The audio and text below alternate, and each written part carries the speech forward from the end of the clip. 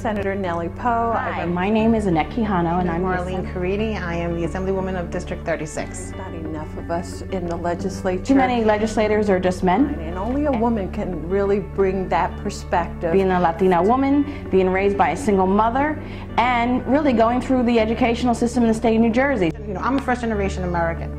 So my parents struggled to learn the language. They took 2 or 3 jobs, made sure that we got educated. So I see things very different from my colleagues, and that's what makes the legislature work. The idea of being the first Hispanic woman in District 36 was something that I had to do it. I had to do it for my community because I hope to be a role model for other Hispanic kids. Let's be honest, if we don't do it, who's going to do it? Even if you don't fit into any one definition of a legislator, that's what makes you worthwhile and makes you the person we want to see in the legislature.